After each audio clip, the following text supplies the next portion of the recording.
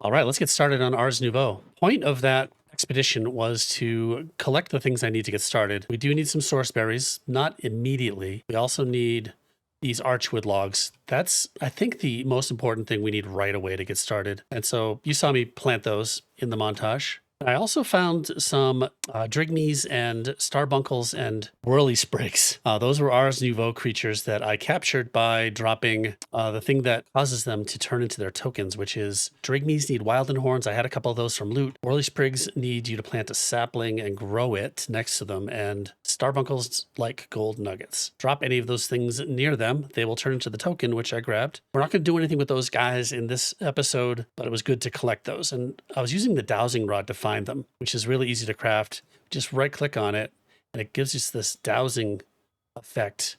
I don't think there's going to be any starbunkles or animals around, but it also allows you to find budding amethyst. So I've got some budding amethyst down under there. So if you're having a hard time finding amethyst, check out this dowsing rod. There's a budding amethyst right there that it's showing me. There is a book for Ars Nouveau. It's called the Worn Notebook, and you should definitely go through this. Everything you need to know is in here. I won't read through it here on the video, but you should definitely check it out. The first thing we do want to craft is a spellbook, a Novice Spellbook. This is the lowest tier spellbook. It's really easy to craft, just iron tools and a book. Now we have a Novice Spellbook.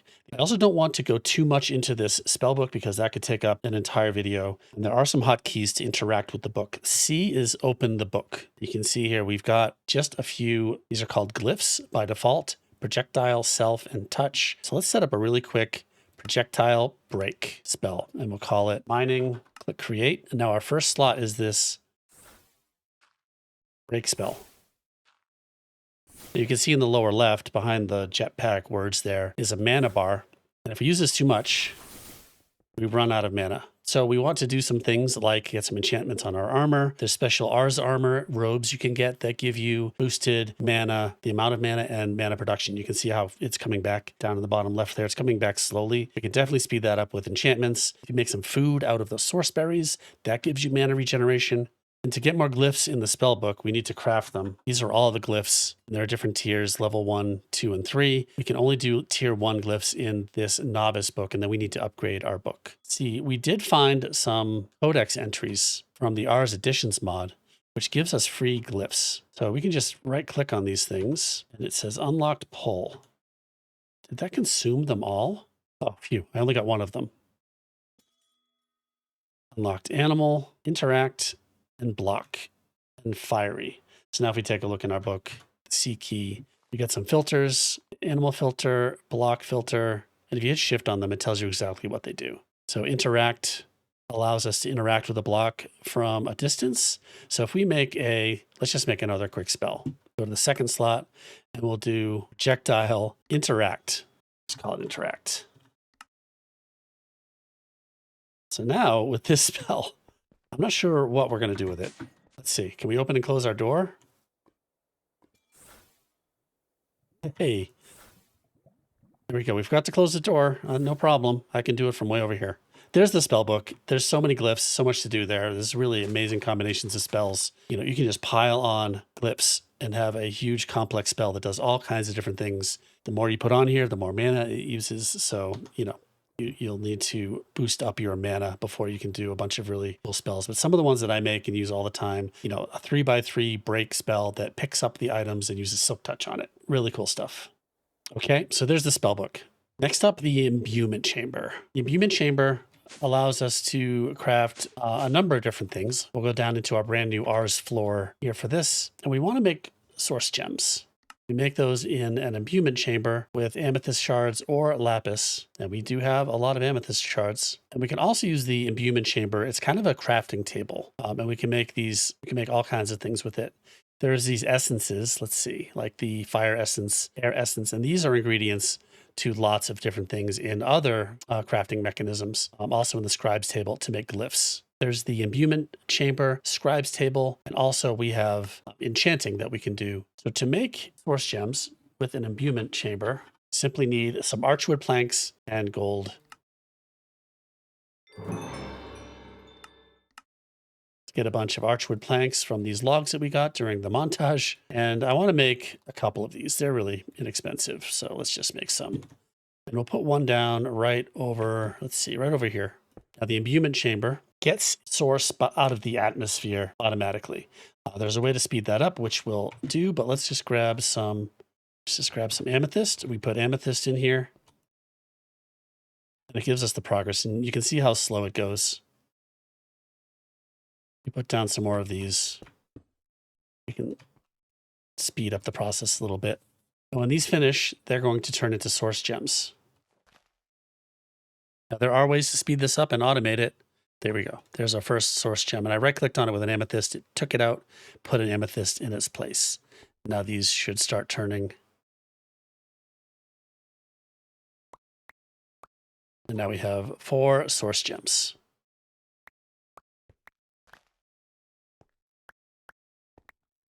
Okay, I've got 12 now. That is really slow. So we can speed it up by feeding these machines, and all the other machines in Ars Nouveau need source. We get source by using a source jar to collect source, which is also easy to make. Make a few source jars. And we need a source link. And there are different kinds of source links. These generate source and put it into nearby jars. So there's the agronomic source link, alchemical source link, vitalic source link, mycelial, I think that's, and volcanic. And the agronomic source link generates source from growing crops, and volcanic one uses up lava, and this uses potions, and the vitalic generates source from growing animals and killing mobs. And so there's different things you can set up to generate source automatically. The first one that everyone goes with is the agronomic source link, and we'll just make one of those for now. And we need to put it down near some crops growing. Conveniently, we can put it right in here next to the sugar cane. Let's just put it here, and we put a source jar next to it. Of course, we need it to grow sugar cane. So now the growing sugarcane, made really fast by all of these accelerators and the Snad underneath it, is filling up our source jar with source. And we can also put a second source jar down here, which will fill up afterwards. We take this source jar and head down here and put this source jar next to these imbuement chambers. Give them something to do. Okay, now it's taking it from the jar, and it's much faster. But we used up all the source.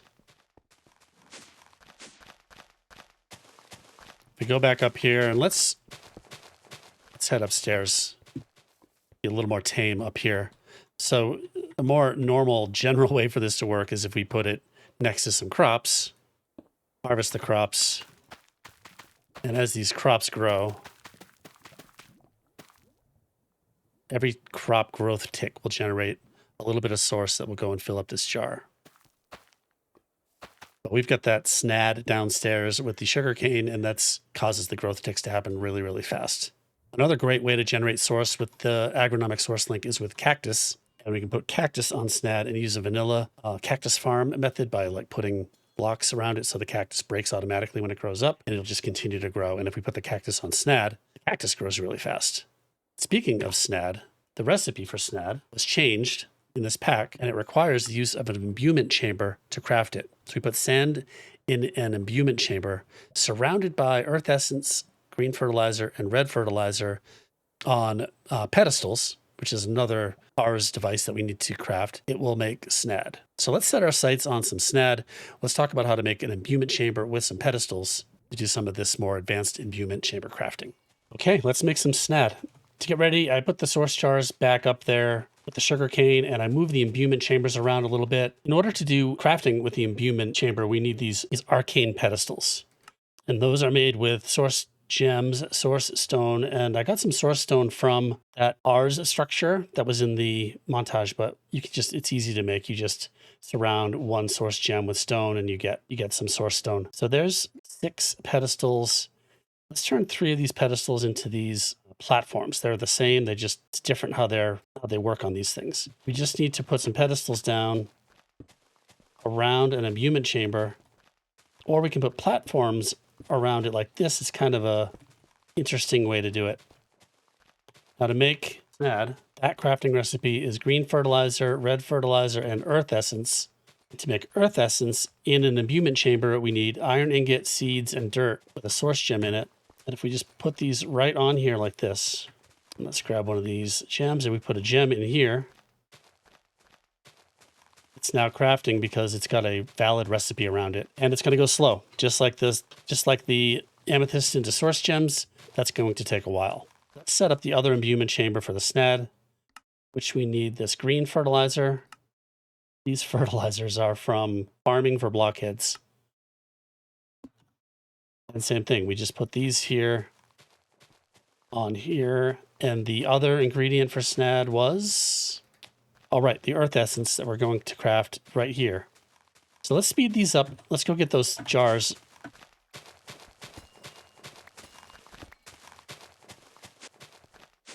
And if we just put these jars down right here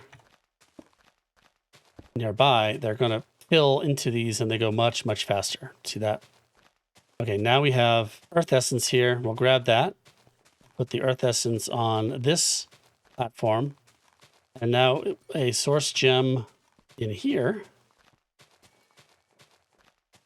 What's wrong? No recipe found. They must be placed within the 1 block cube around the chamber. Let's break this one in case it's getting in the way. No? Red, green, and earth essence. Oh, sand goes in there, not a source gem.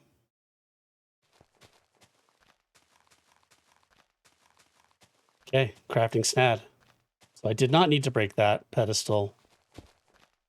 We can put that back.